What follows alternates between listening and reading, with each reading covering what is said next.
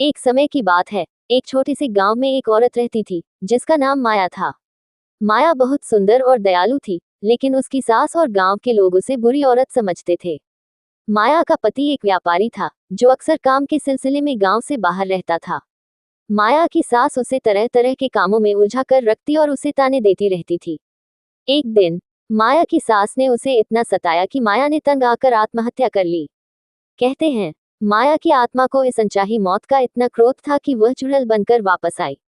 अब गांव के लोग कहते हैं कि रात के समय एक लंबी सफेद साड़ी पहने और बिखरे हुए बालों वाली औरत को गांव के पेड़ के पास घूमते देखा जाता है।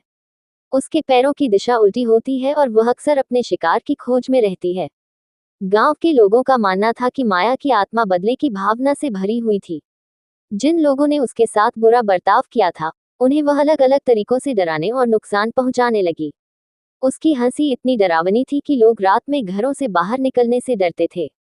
कई लोगों ने दावा किया कि उन्होंने उसकी लाल चमकती आंखें देखी हैं, जो अंधेरे में जलती हुई दिखाई देती थी। समय बीतता गया और गांव में कई अजीब घटनाएं घटने लगी। बच्चों का खो जाना, पशुओं की रहस्यमयी मौत और लोगों का रातों रात गायब हो जाना आम बात हो गई। ये सब देखकर गांव के लोगों ने तय किया कि उन्हें किसी तांत्रिक से मदद लेनी चाहिए।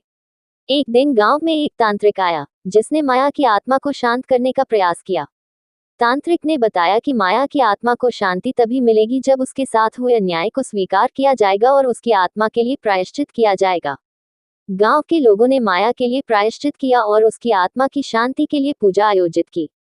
इसके बाद गांव में धीरे धीरे शांति लौट आई। लेकिन फिर भी लोग मानते हैं कि माया की आत्मा पूरी तरह से मुक्त नहीं हो पाई है। वह अब भी गांव के पुराने पीपल के पेड़ के पास देखी जाती है, लेकिन अब वह किसी को नुकसान नहीं पहुंचाती।